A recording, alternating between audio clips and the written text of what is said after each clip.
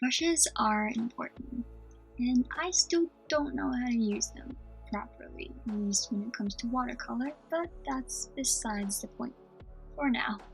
In this video, I'll be comparing the watercolor brush you get from the box versus some, well, should be better ones that come from a set, a little pricier, and we'll see how they compare against, it's not really watercolor paper, it's just card paper.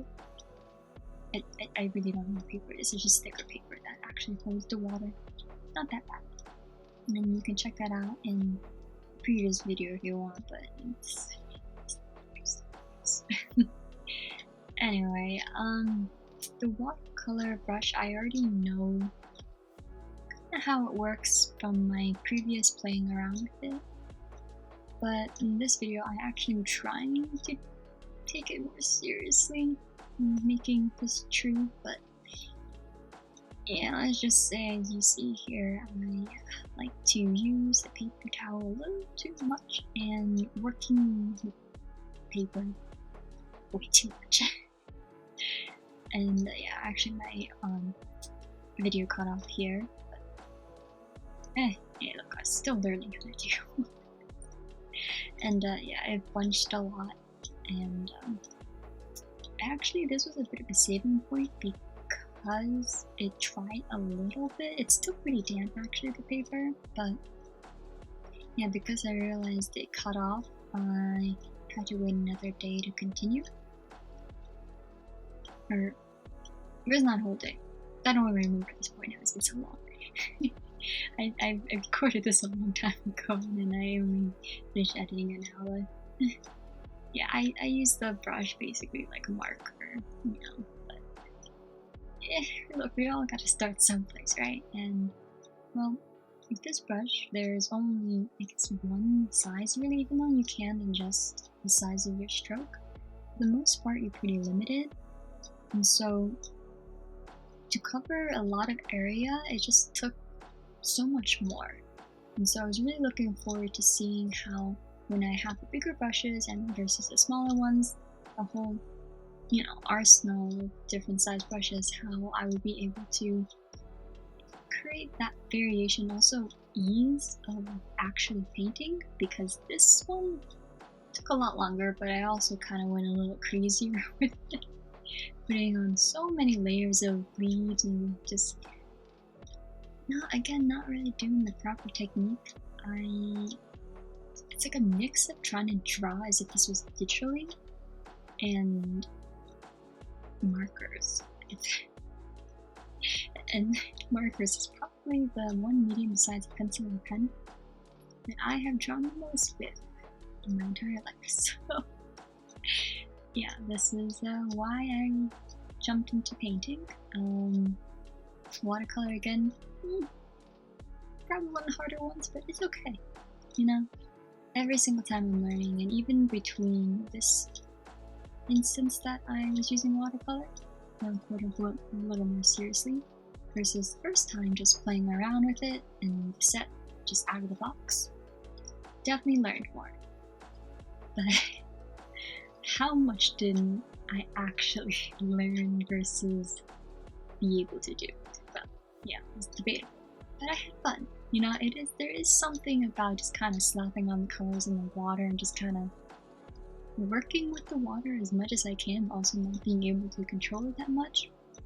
You know, it's an interesting process, and maybe there is, you know, some world out there where, you know, maybe I could do this. I'm curious, actually, has anyone ever used watercolor like this? Just dabbing it on, rather than putting in those very planned out layers. I don't know. I certainly haven't seen it. Probably because no one who actually knows how to do watercolor properly would put this kind of video like that out there. But you know, this is a journey, so I'm gonna show all of it. Every single part that's not so beautiful. Yeah, it's very dirty. But it's fun, and we learn a lot from just jumping right in and seeing how it goes. Yeah, as I tried darkening it up, you can clearly see the paper starting to roll, and my dabbing of the paper towel probably doesn't help it that much. However, in my head, I was thinking, if I dab it with the paper, then there's less rubbing around when I'm trying to spread it more, so maybe that would help. Things you think of when you're trying to learn something. That being said, even though the process was quite a bit messy and many times I feel like, oh, I just made it worse. It wasn't so bad and now it just made it worse. So many times that happened. But in the end, what's really cool about watercolor is the final picture, once it's dried, does look a little bit different. It's quite cool. Like the colors, they deepen usually, and things just set. Like right here, I was like, oh, this is pretty nice. And I was like, oh, let me add more and more. Then, well, sometimes get a bit overly ambitious.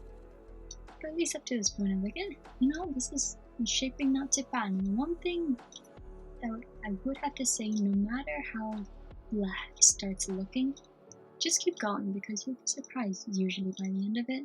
Because the middle stages, they don't usually look that pretty. And so with that thought in mind, I just kept trying to tinker at it, adding places, where I thought, I could use a little more or a little less. Probably could have used a little less of a little less. In other words, the paper towel. But, I did it, so now you know what not to do. Like right here, I'm trying to add the red. I was thinking we'd add a nice like sunset glow, but the thing is the red is darker than obviously the yellow. And so it didn't really work out. I was able to cover it up a little bit, so that was good. But it really didn't need that part. I had to do that much. Again, because I covered it up mostly. But it's not terrible. Like right now, it looks pretty smudged. Just kind of messy. Yeah, but you see, once it's dried, the colors deepen. See the green is darker and the yellow is brighter. But anyway, this is where I forget why I meant to do this.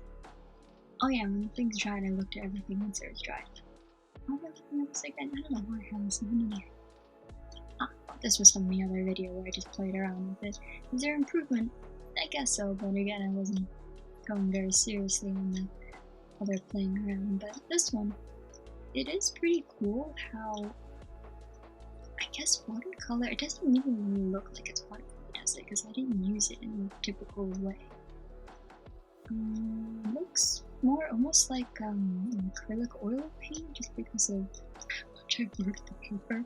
I'm surprised that it actually came out pretty decent. I did think, maybe I could try adding some highlights with this really nice white pen I had, but I felt like I'm gonna just ruin this. Well, I just tested it out on my test drawings from the other day. It's pretty satisfying, so I will find a way to use it one day, but just not in this video. And so here we have the supposedly better brushes. And they came in a variety of sizes, and well, yeah, this was interesting because I don't think I've ever properly bought any brushes before. So I didn't have any idea that, it makes sense now, but at the moment I was like, why is this so hard? How am I supposed to use this? It's like, it's supposed to be like this. And then I look at, the back of the little covers and stuff. Yeah, it's supposed to be like this, and you just have to loosen it up. But the big brush took so long. So I did the small ones first, because let me figure out if it's supposed to open, and it did. So then I did it for the rest of them, and yeah, it took a lot longer than you might expect. Anyway, I loved how the paint went down on these brushes. It felt so effortless. Effortless. The big brush especially, it covered up so much. It was exactly the kind of watercolor wash that I wanted. So that was really lovely. And again, I did the same process, trying to do the same shape of the tree for a better comparison. However, there was quite a difference that in terms of the amount of water I could control with it. Like, I could control the water so much better with this. Again, partly because the brush that comes with the set is like a water pen, so I can't really control the water as much that comes out. Like, it's always really watery. But this one, I could really control how much paint I wanted, and just, yeah, again, the water. Although, partially I think because of I'm getting used to the different sizes of the brushes. This one, where I'm drawing the trunk, I do feel like everything was a little thicker that it came out with. Again, it is a bigger brush than the other one, so I didn't really realize that going in. Again, I'm not experienced with the brushes, but you know, this was the test. And that, you know, being said, you know, things all came out a little heavier and thicker than I anticipated. Still a pretty nice effect, and it was just very easy. It felt so fluid, and that's what I really loved. It was much more enjoyable painting with these brushes. That being said, it's not like I hated the other one, it's just too small of a brush, and so obviously I would rather have different sizes with better utility. And this one I did the same technique. I can't say technique because I don't think it is one. It's just slapping on little colors and hoping it ends up looking like leaves without actually have to draw every single thing. There's definitely a way to do this much quicker and more efficiently without working the paper so much. But again, it is kind of fun doing this. It's relaxing, and it's just, I don't know, you kind of just get into the zone of it. And this, I guess, if you do. And I slapped on the water too, thinking that I could like soften some of the harder edges and blend the colors more. Again, I'm trying to do this like as if I'm doing a digital painting, where I could do this exact same technique and it will look completely different, probably a lot better. Because you have tools like the smudge tool, I don't have that with actual painting. Now, this was a different type of medium, not watercolor. I'm curious what it would be like. Probably still wouldn't be great, but probably still better than watercolor. At least with this weird layering thing, which is kind of strange to say because watercolor is all about layers, but it's about properly planned and placed down layers, not just the smishmash that I'm doing. But, well, you know. Again, gotta start from somewhere, and it is still pretty fun. I know I enjoyed it, and learned a lot. Still using that paper towel way too much though. Some of you are probably getting so triggered, like, why are you using that? You're wasting it. I know I'm wasting the paint, but hey, you know, in my brain, I was thinking this would be a nice tool to put some texture in, get the colors, just. But no. I usually just end up painting things.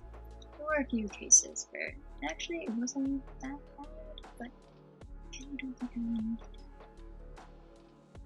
needed it. That, you know, all said, the thing with this brush, I think again, partially because it is a bigger size brush, but it also, for the fact that it's not a water pen, I was able to put down the colors and the layers that I roughly envisioned a lot quicker.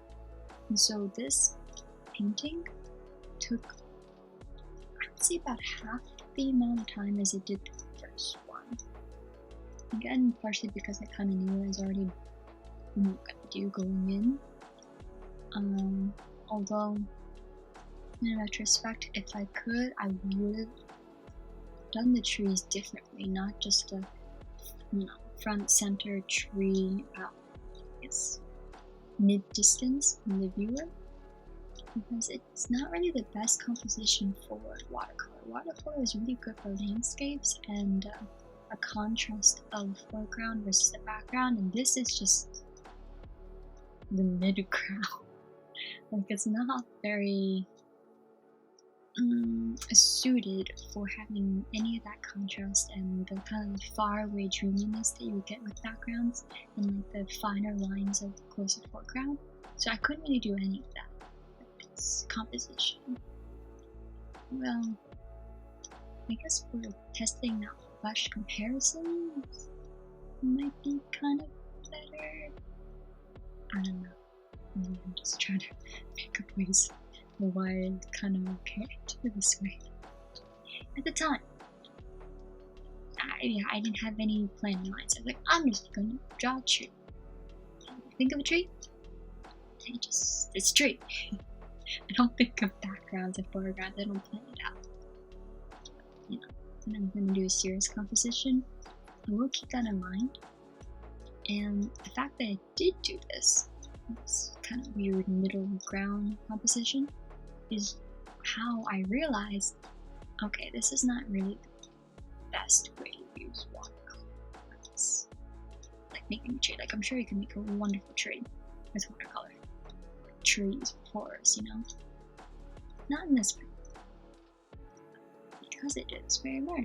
And so that's what's really fun about doing this whole journey and jumping to things I haven't really ever done before. At least to this extent, you really do learn a lot. Like, I could do it this way or this way, but instead of trying changing on the spot and kind of giving up, you just keep going, and then because you learn more that way, you realize, you know what, I learned this and that and that. And so here I was kind of learning about trying to create depth and layers. So I was trying to add like branches that just come out at you, like in the front, but I ended up covering up the branches, the middle of the branches that I actually really liked.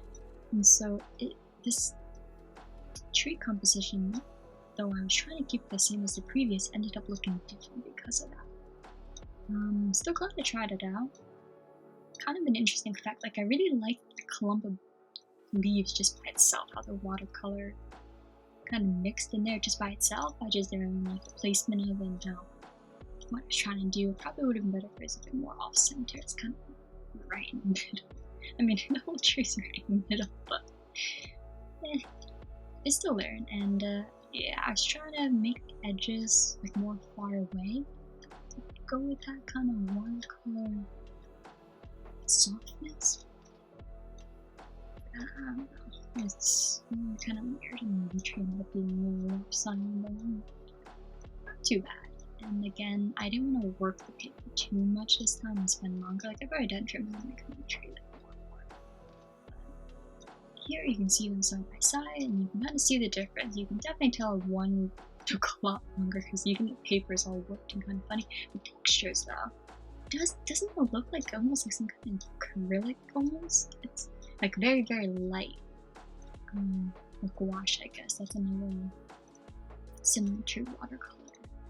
I want to try eventually. I do like the look of it, but it definitely takes way too much effort and not quite the watercolor style I'm looking for. But it's still cool. I almost feel like I found something kind of different and not new. Like, to me, it's kind of new because I've never seen it before, but I'm sure other people have done the same thing as I have.